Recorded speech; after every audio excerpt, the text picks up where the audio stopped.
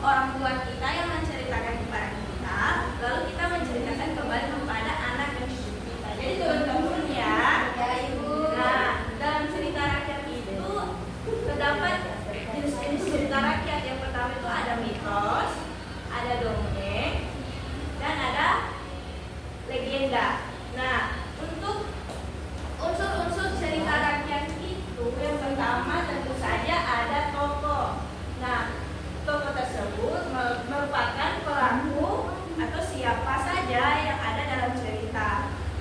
Nah, yang kedua terdapat latar. Jadi dalam latar itu ada latar tempat, latar waktu kejadian, dan suasana dalam cerita tersebut.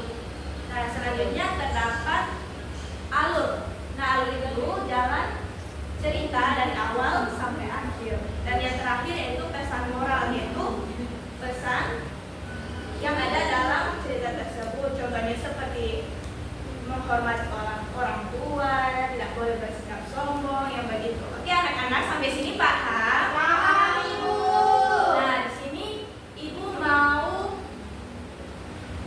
memberikan satu contoh cerita rakyat, yaitu cerita Malin Kundang. Nah, di sini Ibu punya video animasi tentang cerita rakyat Malin Kundang. Silakan anak-anak disimak videonya. Sebentar Ibu akan bertanya.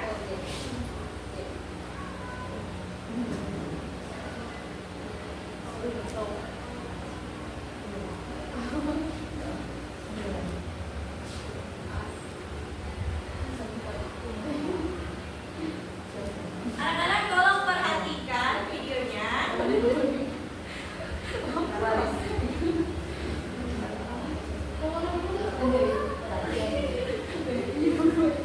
Tolong diperhatikan ya.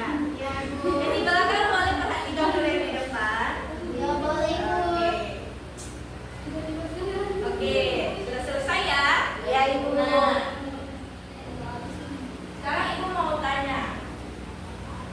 Dari video tadi, apa saja sih yang terdapat dalam video itu yang telah kalian lihat?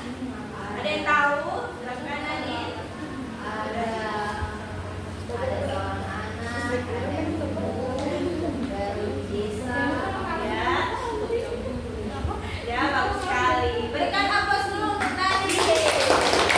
Nah, jadi dalam video tadi kalian sudah melihat ada seorang anak yang tinggal bersama ibunya yang tinggal di pantai. Nah, seorang anak tersebut, ada yang tahu siapa anak tersebut namanya? Malin Kundang. Ya, bagus sekali. Kira-kira Malin Kundang ini berperan sebagai apa? Anak. Tokoh utama, tokoh utama ya.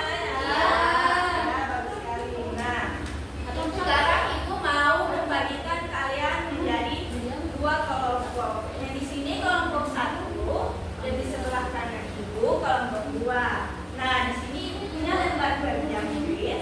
Silakan kalian kerjakan secara berkelompok.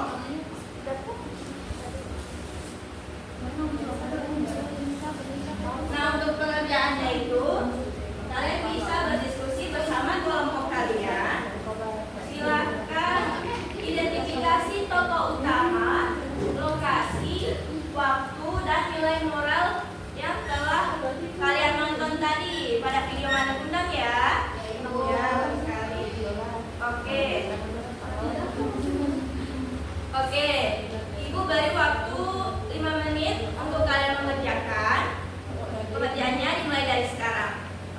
Silakan untuk kelompok 1 kerjakan baik-baik ya. Silakan berdiskusi kepada teman. Jika ada yang tidak dipahami kelompok 2, tolong dipertanyakan sama Ibu.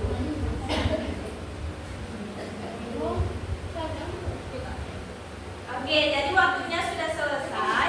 Sekarang boleh Ibu minta masing-masing kelompok untuk mempresentasikan hasil kerja kalian. Boleh perwakilan saja. Untuk perwakilan kelompok 1 ada yang mau maju? Saya. Ya, silakan.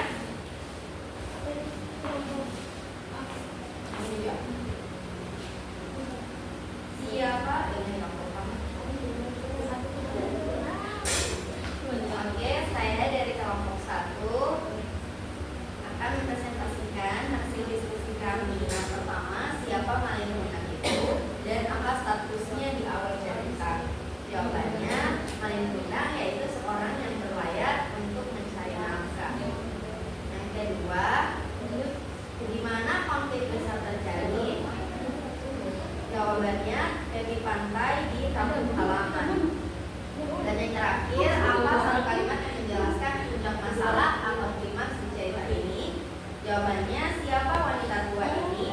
Aku tidak mengenalnya. Ya, bagus sekali. Berikan apa dulu kelompok 1. Silakan kelompok 2 maju ke depan. Ya, silakan. Jawaban, baik saya dari kelompok 2, jadi akan mempresentasikan pendidikan. Jadi yang pertama yaitu siapa maling kundang itu dan apa statusnya di awal cerita. Jadi maling kundang adalah seorang yang berdagang untuk mencari nafkah. Kemudian yang kedua, di mana konflik desa terjadi atau kampung halaman, yaitu di kampung halaman maling kundang di tepi pantai. Kemudian yang ketiga, apa satu kalimat yang menjelaskan tentang masalah di cerita ini, yaitu saya tidak mengenalnya, saya tidak mengenal wanita tua ini. Apa nilai baik yang menunjukkan ibu Malin? Ya. Bagus sekali. Berikan apa dulu untuk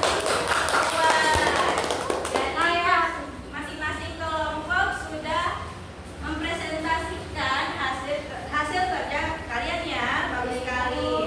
Jadi kalian sudah benar menjawab pertanyaan yang telah diberikan.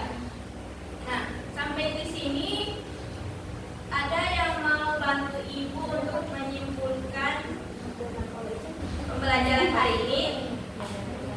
Baik, Ya, silakan Nadine.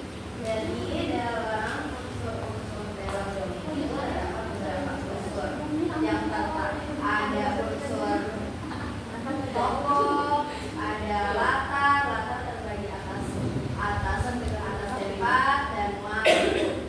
Setelah itu ada alur cerita. Ada lagi yang mau menyimpulkan? Silakan Sakita, boleh?